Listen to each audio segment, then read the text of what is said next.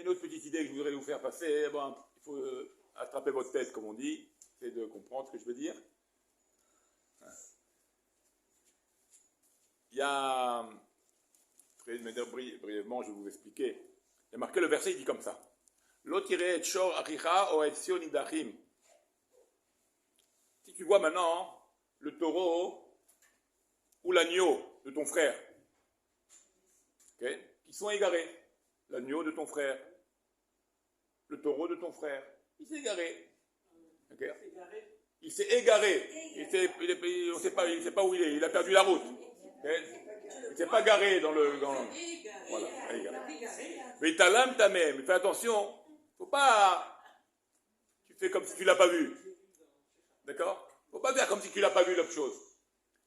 Hachem tashivem la rira. Tu dois aller le rapporter à ton frère, son propriétaire. Et c'est ça qui s'appartient. Tu ne fais pas semblant que tu ne l'as pas vu parce que ça va être compliqué pour toi d'emmener le taureau ou l'agneau.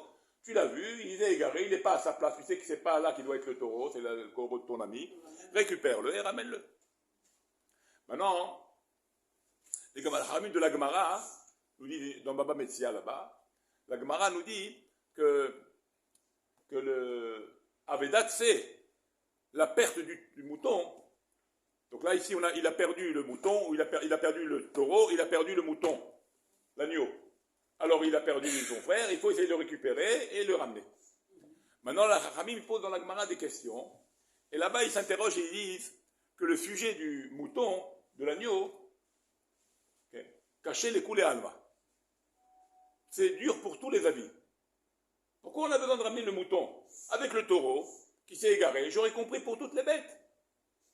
J'aurais compris pour toutes les bêtes que s'il s'est égaré une bête, tu dois le ramener au propriétaire et ne te détourne pas la face. Alors pourquoi avoir dit le taureau et l'agneau? Alors les rachamim de la Gemara restent dans l'étonnement en disant c'est Aveda l'agneau perdu ici qu'on parle, cacher les coulées alma. C'est dur pour tous les amis de la Gemara d'avoir amené le sujet de l'agneau. Vous comprenez? C'est dur pour tous ces amis-là. C'est dur. Qu'est-ce que ça veut dire c'est dur? C'est dur parce que c'est comme tu dirais une redondance. On n'a pas besoin de ramener ça. Donc on ne comprend pas pourquoi on a ramené l'agneau.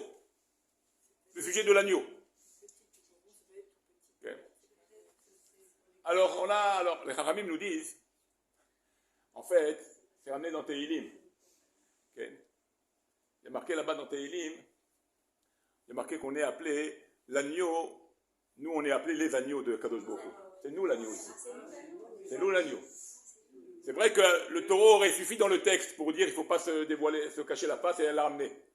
En fait, quand les Ramim du Talmud nous disent c'est dur, l'agneau, le sujet de l'agneau, il est compliqué à comprendre. En fait, c'est dur pour nous. Nous, les Juifs, c'est dur. Combien de temps on est, c'est Pézoura, on est égaré parmi les Goïms. Combien on s'est assimilé. Combien la goloute, elle est longue. C'est nous l'agneau qui est perdu. C'est nous l'agneau perdu. Et on est assimilé. Alors maintenant, cacher les coulées alma, c'est dur pour tout le monde. Pour tout le monde, on comprend que ça, c'est une situation difficile. C'est une situation difficile de voir le peuple juif comme ça. C'est dur, cacher les coulées alma. D'après tous les avis, c'est dur cette situation-là.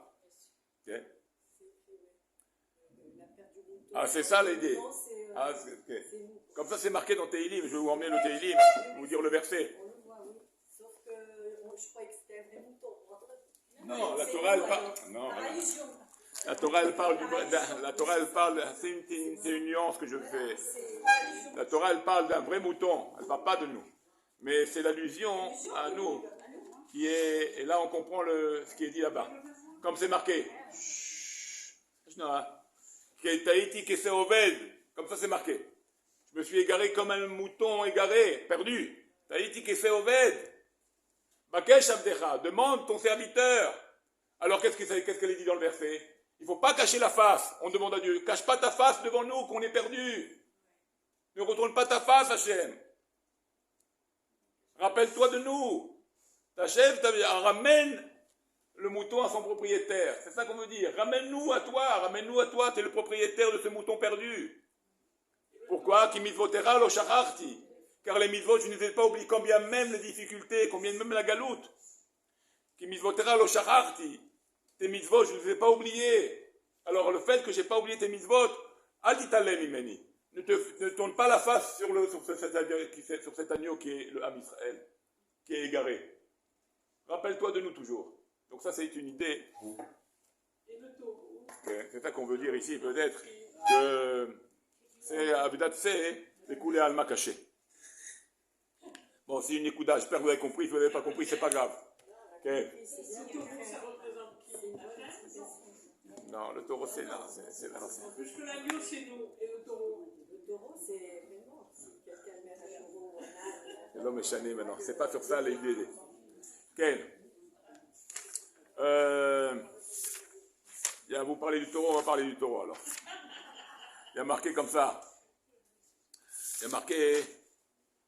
Le verset il dit comme ça que. Il y a un sujet aussi de Kilaïm. Kilaïm, c'est un mélange. Comme sur le lin et la laine. D'accord, dans les habits. D'accord. Il n'y a pas seulement que le lin et la laine. Il y a aussi dans les animaux le Kilaïm. C'est-à-dire. Shor vechamor yardav. Shor vechamor yardav. Tu ne vas pas faire labourer le taureau et l'âne ensemble. Okay. C'est dans la paracha. Okay. D'accord, comme ça dit le verset.